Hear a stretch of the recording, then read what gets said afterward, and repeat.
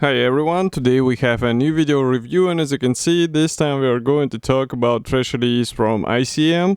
It's a kit which is made in 1/48 scale, and here we have Bristol Beaufort Mark I. It's a World War II British Air Force markings included here, and of course this twin engine bomber might be an interesting build. We already reviewed several versions of this aircraft, and now we have a new version, let's say, and of course we have a commercial sample here, so it means you will get exactly the same stuff as what you will see in this video review, and it might be interesting for modelers who were waiting for some interesting markings for this twin engine aircraft and somehow missed the initial releases.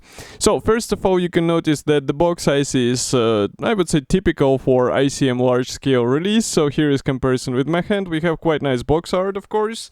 And on the side here you will find also a short history note and some information about the kit. Unfortunately I do not see it via the camera, so I'll check it like this.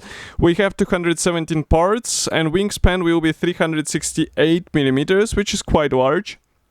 But at the same time it's not that, I would say, large as you would expect from 1/48 scale twin engine aircraft. And on the opposite side you can see also 5 marking options which are included here. As you can see, they are somewhat typical for British camouflages, so modelers will not be surprised, but still it's something different from what we are used to see. Okay, so whole box is sealed with tape, so I'm going to cut through it right now. Of course, if the tape is cut when you get the box, it means that somebody was opening the kit before you, and it's a good chance or a good idea to actually ask seller what is the deal, why it was opened, or maybe just to check some parts if they are all intact. Okay, so the last sticker. The top part of this box is color printed, as you remember, so I'm going to open it right now because it's a bit of a tight fitment. You can see I'm doing it in the vertical alignment, but here it is, and it does not provide any protection, as you remember. And what is actually protecting is this cardboard box, and I'm going to open it right now in order to show what we have inside. So all of the parts are packed into the same plastic bag, as you can see, and of course it's a resealable plastic bag. ICM uses this type instead of the sealed plastic bag, and this is really handy because we do not use all of the parts at once, and of course we need to store them somewhere. So as you can hear, I'm opening the plastic bag right now. I will place it aside. And I will open another plastic bag. So here it is. It's a clear plastic sprue, and of course here we have the Canopy Parts. So it will be quick thing to open. And here's what we have. So these are Canopy Parts. They look quite nice out of the box. And frankly speaking, I'm not sure if we have the mask templates included, because as you remember, ICM does not include the masks, but they started including the masking templates in some of their kits, so maybe this release is not an exclusion from this rule. But overall quality, as you can notice, is really good. Parts look convincing, almost like real glass, so it's just a matter of painting them carefully.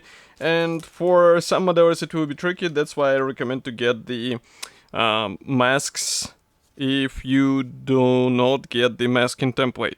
I'm just looking because we have another plastic bag here, but we will talk about it later. I suggest we start first with these 2 fuselage halves, and as you can see we have, I would say, typical design here. Both are molded together with this tail fin, rudder is separate, and of course the nose section is separate. Note that the, let's say, belly section is also separate, and the top here area with the machine gun point, it's also separate. So if I zoom in here, you can see the external features, and they look quite nice for this scale. Those are recessed panel lines. The only thing maybe worth mentioning here is that they are not that deep, so try not to overdo the layers of primer and paint. Inside, as you can see, we have the guiding pins. We also have some interior features. The same applies to this half. And the only question is how to show all of this stuff, because yes, the cockpit will be visible through the nose area, but what about those parts? I, frankly speaking, struggle to come up with solution, but maybe you will be able to find one. Next we continue with this gunner turret, and here I should zoom in a bit so you can see that it consists out of separate parts. Overall molding quality is really good, and if I flip it over here you can check everything from the opposite side, and I do not see any flash or even on this thin parts, so it's just a matter of let's say assembling all of this stuff together. Next we continue with two identical sprues. Those are frames E, and of course here, because it's a twin engine aircraft, we get the engine parts and also some of the landing gear parts.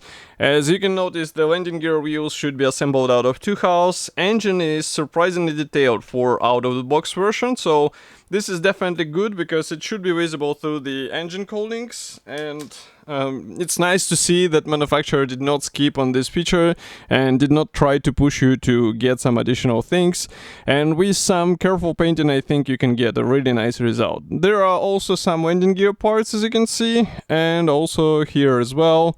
And again, molding quality even on those thin parts look really nice. If I flip over the sprue here for the landing gear wheels, as you can see we have the guiding elements. So it's also clever engineering which will be useful in the assembly process. And of course it will help you to get the right alignment without any extra problems. Next we continue with the sprue which I was saying, it is in the separate plastic bag. Here we have Torpedo and also the small trailer where you can put this Torpedo.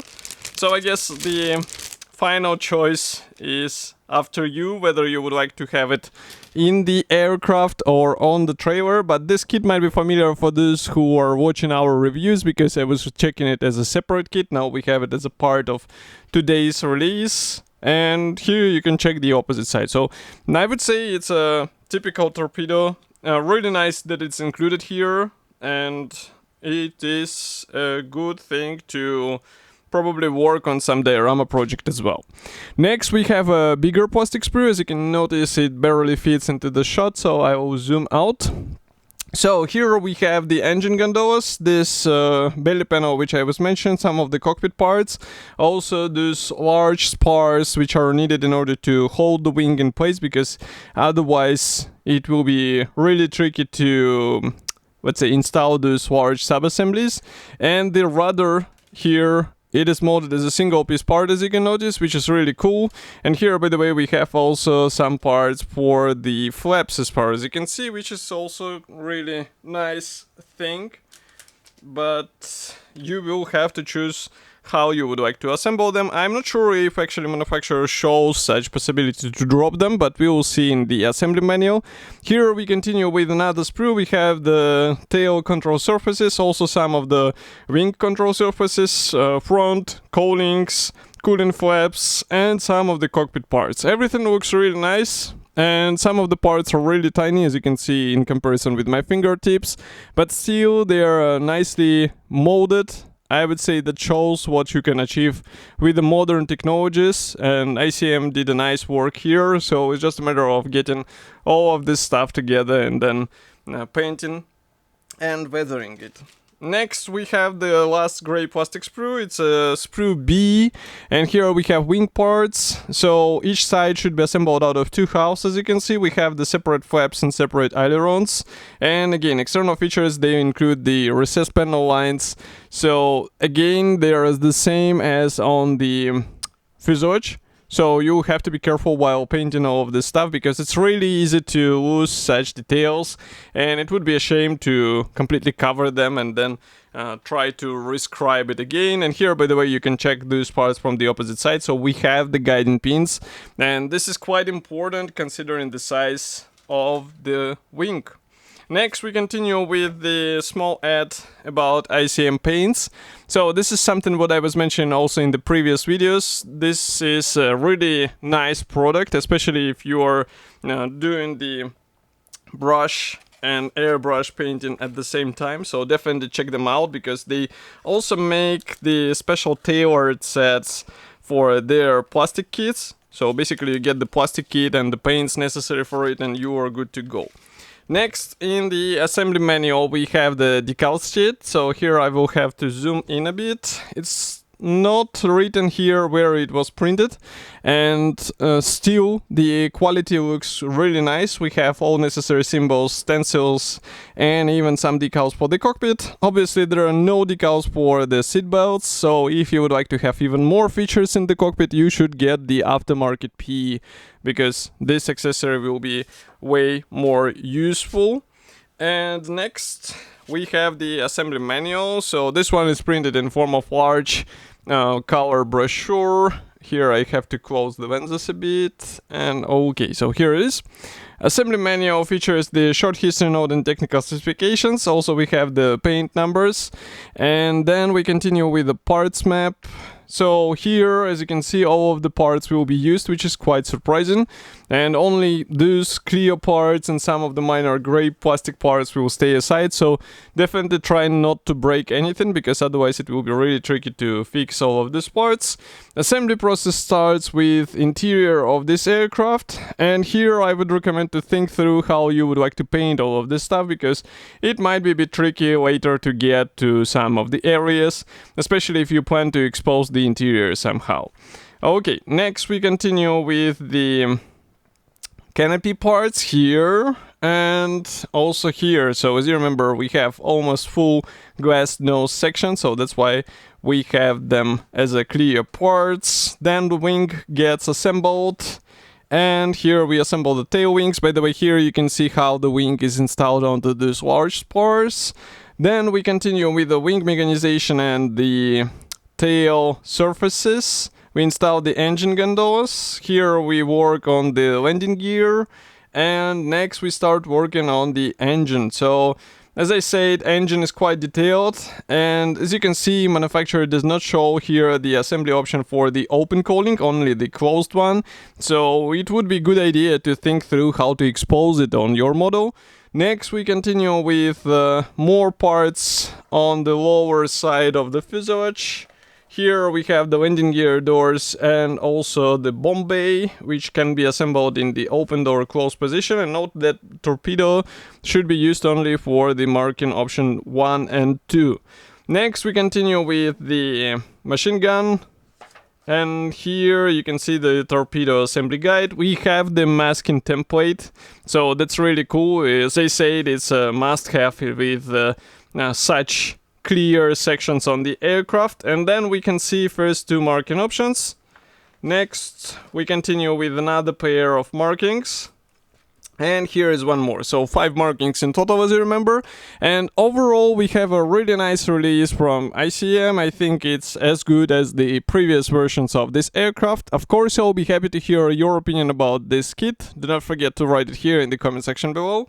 If you like this video, press the like button and subscribe to our YouTube channel, and I will see you in the next video review as usual. Thank you for joining me today, and bye.